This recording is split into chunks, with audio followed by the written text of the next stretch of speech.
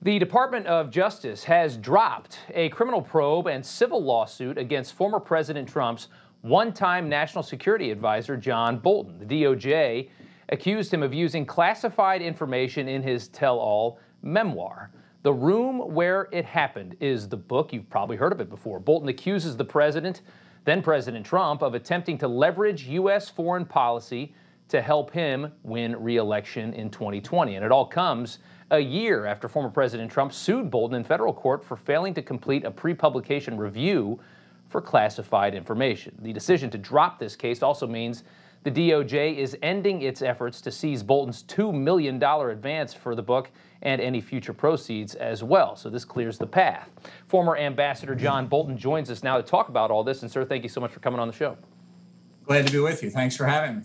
All right, so your attorney, Charles Cooper, told the New York Times, quote, "We argued from the outset that neither action was justifiable because they were initiated only as a result of President Trump's politically motivated order to prevent publication of the ambassador's book before the 2020 election." Cooper also said Trump and the White House acted illegitimately. So give us more of your side of the story on this.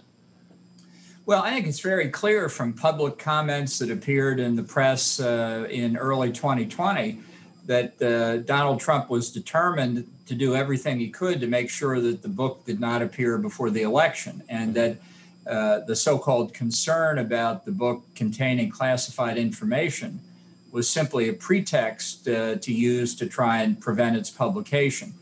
And we had resisted, obviously, the effort to prevent the book from being published and other things that the Justice Department, under the direction of the Trump White House, was doing.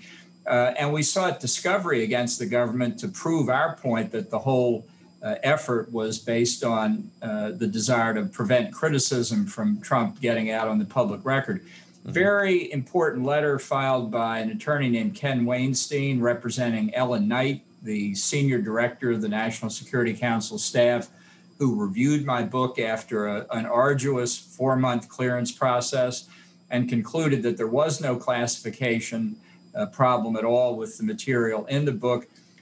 The White House lawyers, over a period of 18 hours over 5 days, tried to get Ellen Knight to change her story. You know, they must have forgotten the rubber hoses. And she refused because it would not have been true. And for her efforts, she was fired. But when this was published and you could see what the backstory was to what Trump and the White House lawyers were up to, I think the government concluded at that point that there was no way that there was a legitimate interest in continuing the lawsuit. Okay. Fair enough. That's your side. Let's look at the other side of this. In a tweet last year, of course, you and the president, that relationship has fallen apart. Trump wrote, "Your book was made up of lies and fake stories," and also wrote that you said all good about him in print until the day he fired you, and that you only wanted to go to war. Obviously, you guys had your differences. The North Korea situation was part of that. What is your response to the president's tweet there?